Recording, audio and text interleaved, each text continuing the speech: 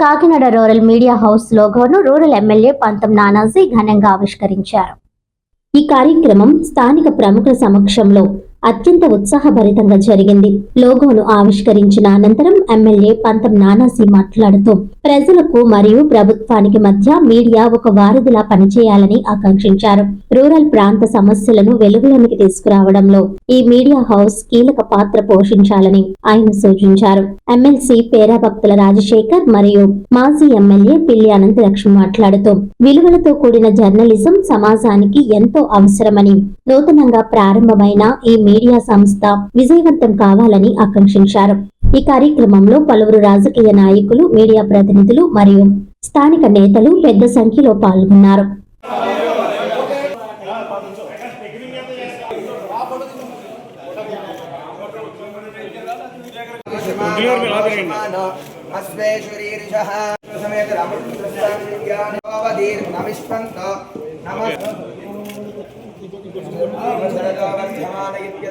ब्राह्मणे वसन्ति तस्मात् ब्राह्मणेभ्यो वेदविभ्यो दिवे दिवे नमस्कुर्यात्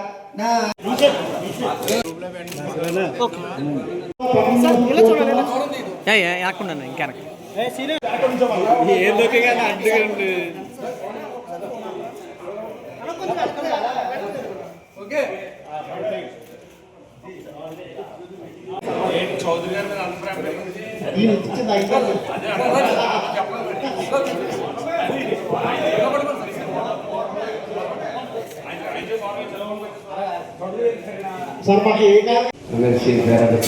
సందర్భంగా ఆవిష్కరణ సందర్భంగా అందరికీ కూడా ధన్యవాదాలు తెలియజేస్తా ఉన్నాను. అందరూ కూడా మంచి మీడియా రన్ చేయాలని చెప్పి ఇలాగ రన్ చేయట్లేదని కాదు, రన్ చేస్తున్నారు. కొంచెం క్రమశిక్షణతో ఖచ్చితంగా జరుగుతుంది. నాకు గత ప్రభుత్వాలకి నాకంటే కాంగ్రెస్ నుంచి కూడా మీ అందరితో నాకు పదవంటి కొత్త వచ్చింది, కానీ నాకు అనుబంధం మీడియాతో ఉన్న అనుబంధం ఇప్పుడు కాంగ్రెస్ అప్పుడు మీ అందరితో అనుబంధం. ఇందులో తప్పుడు వార్తలు ప్రచారం చేస్తున్నారు. ఇలాంటి వాదనలు వచ్చినప్పుడు నేను ఒకటే చెప్తాను, తప్పుడు వార్తలు ప్రచారం చేయడం కాదు, ముందుగా వార్త ప్రచారం చేయడానికి కంగారు పడుతున్నారు. ఇప్పుడు అది అక్కడ వస్తుంది తేడా.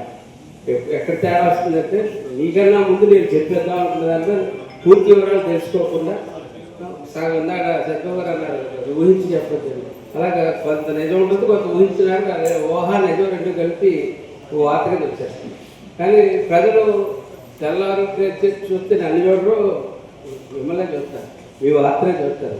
పేపర్లో కానీ టీవీలో కానీ ఎక్కడ అయితే ఈ దేశం కానీ ఒక రాష్ట్రం కానీ కాకినాడ రూరల్ కానీ ఏదన్నా చాలా వరకు మీరు ఇచ్చే ఒక న్యూస్ మీద ఆధారపడి ఉంటుంది.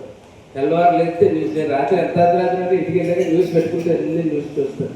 అంటే ఎంత ఖాళీ లేకపోతే న్యూస్ చూస్తాం. అంటే న్యూస్కి ఆ ప్రయారిటీ ఉంటుంది ఎప్పుడు కూడా.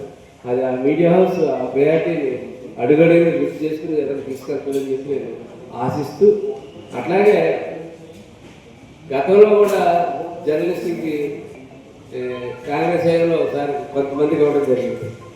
ఆ తర్వాత తెలుగుదేశంలో మెటీరియల్ ఏంటి అవ్వలేదు అనుకుంటారు, పెట్టడం జరిగింది. మన వైసీపీ దాంట్లో కూడా నాన్న చూపించి ఏమన్నాడు, ఏం చేశారో మీకు అందరికీ పెట్టి చేశాను. ఈసారి కూడా చూపించడం. మీరు నేను మొన్న చెప్తున్నాను, ఈవేళ చెప్తున్నాను, కరెక్ట్ ఫిగర్ మీరు తేల్చుకున్న రోజు ప్రతి నిమిషం నాలేటే, అది గుర్తుపెట్టు.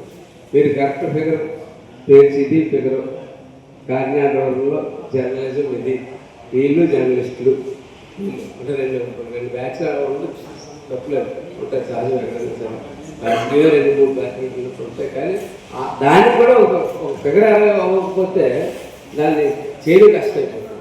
నేను మొన్న రెవెన్యూతో కూర్చున్నప్పుడు కూడా అదే చెప్పాను, మొట్టమొదటిగా వీళ్ళకి ఇచ్చి అదరికి వెళ్దామని చెప్పాను. ఎందుకంటే కార్యక్రమంలో నేను పూర్తి బాధ్యత తీసుకోవాల్సిన పరిస్థితి వచ్చింది. ఏంటంటే వీళ్ళందరికీ మొండిలో ఇచ్చేసాను.